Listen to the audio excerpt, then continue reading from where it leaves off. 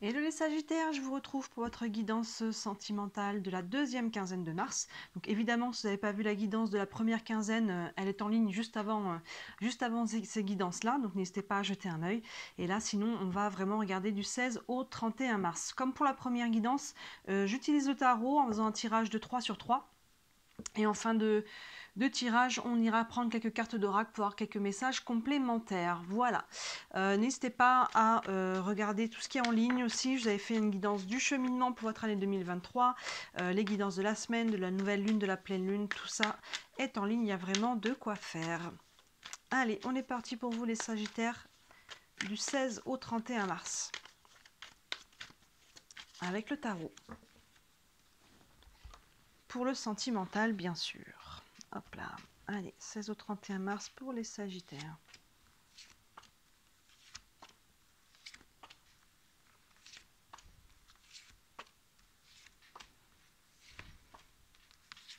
Hop là.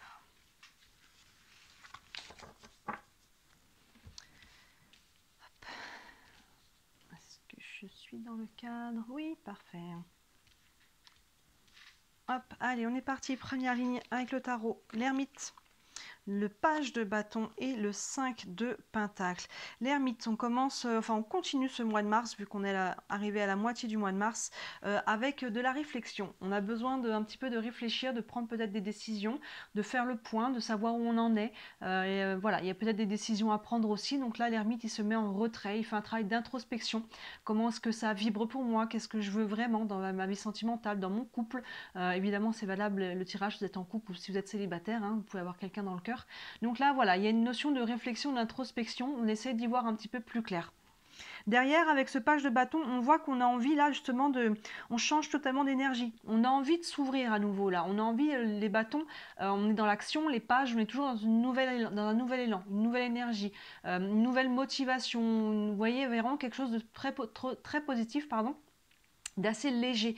On a envie de retrouver ça en tout cas. Vous voyez, là c'est ça qu'on comprend avec l'ermite quand on fait l'introspection.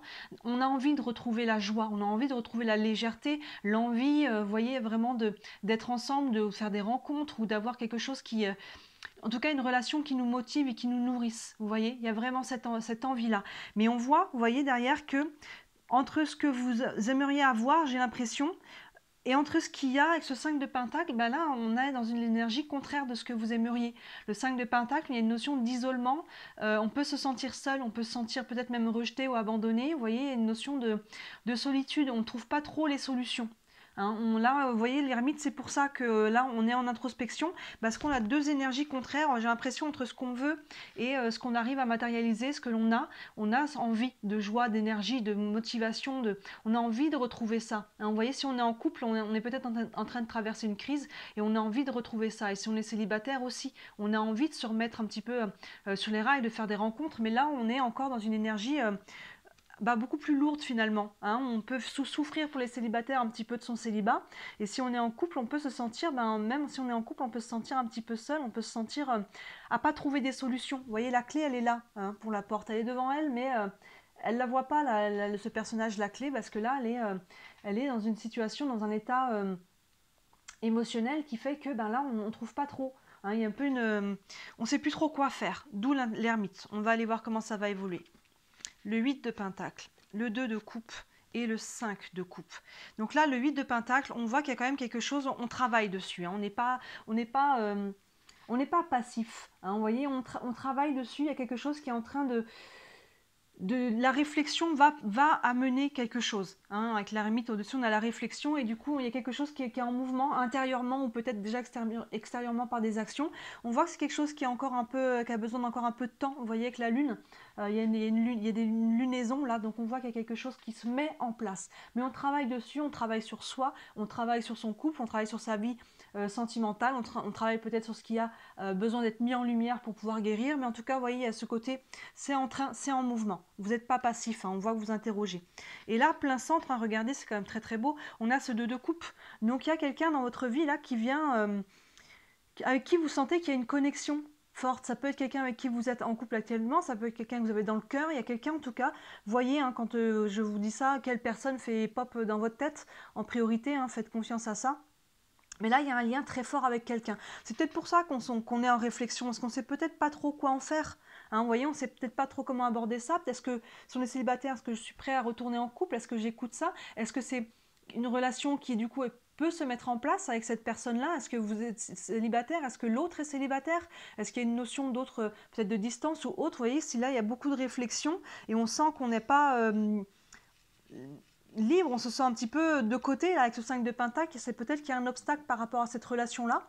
Et si c'est dans votre couple, voilà, vous savez que vous êtes peut-être une relation forte et il y a quelque chose peut-être à voir ce que l'on peut en faire. Maintenant, ce 2 de coupe nous parle souvent de lien d'âme, mais encore une fois, je le répète, un lien d'âme n'est pas obligé de se transformer en lien de couple.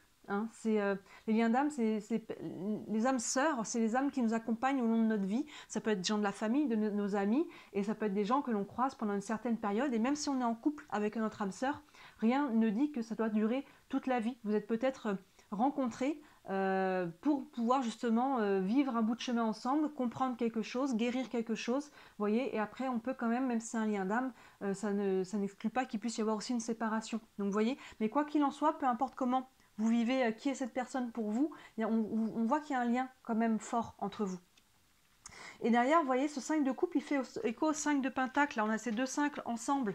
Là, on se sent seul, vous voyez, et c'est la même chose avec le 5 de coupe au niveau émotionnel. Il y a vraiment quelque chose là, une tristesse avec le 5 de coupe qui a besoin d'être libéré, d'être accueilli en tout cas.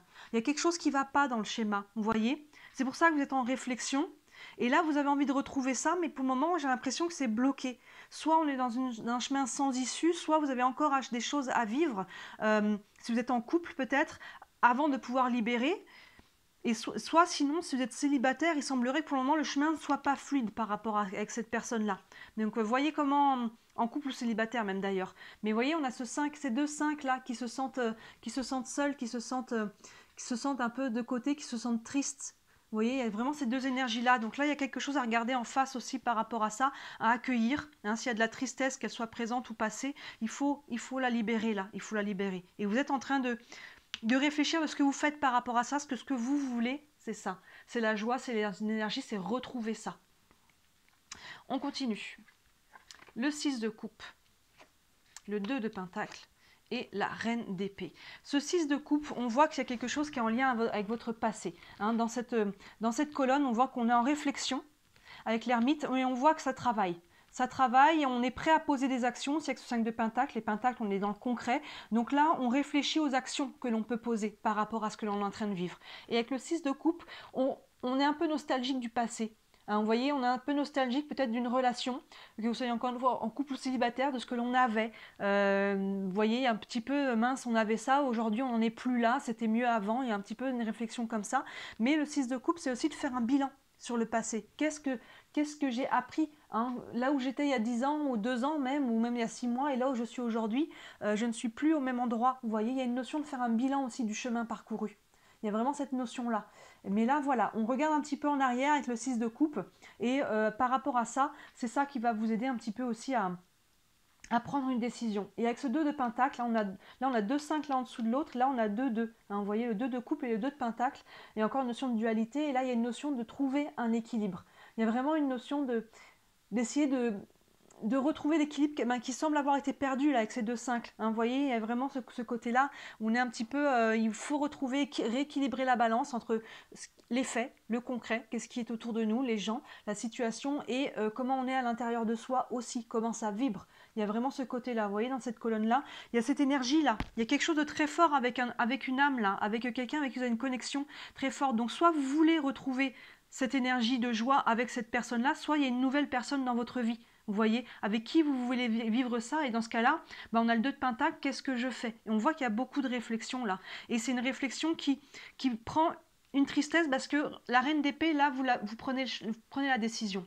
Là, la reine d'épée, elle tranche, les épées, c'est vraiment ça. Oups, d'un seul coup, voilà, la lumière.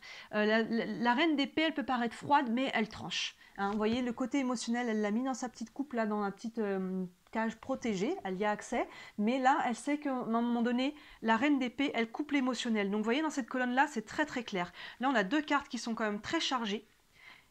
Et là, la reine d'épée, elle arrête ça. Elle coupe ça. Maintenant, je ne reste plus là-dedans. Je prends une décision, je tranche. Parce que ça, forcément, au bout d'un moment, ça vous draine trop. À un moment donné, on ne peut pas rester dans cette énergie-là. Il faut trancher. Il faut prendre une décision. La reine d'épée, elle met l'émotionnel de côté et elle tranche. Elle tranche pour ce qui est bon pour elle, ce qui est bon pour la situation.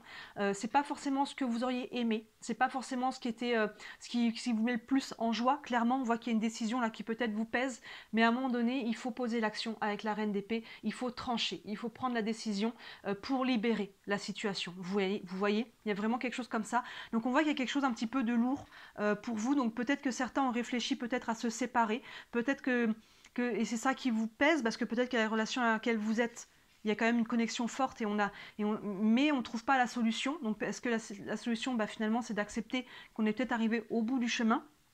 Pour les personnes célibataires, voilà, il y a peut-être une envie de retrouver quelque chose de léger, mais il y a encore quelque chose de lourd que vous avez besoin de couper avec votre passé. Il y a besoin de se complètement terminer une relation, même si on n'est déjà plus ensemble. Il faut s'en libérer pour pouvoir ouvrir quelque chose de nouveau. Mais là, il y a quelque chose au centre qui est fort. Soit c'est la personne avec qui vous êtes, soit c'est une nouvelle personne dans votre vie et qui vous pousse aussi finalement à faire ce travail de réflexion.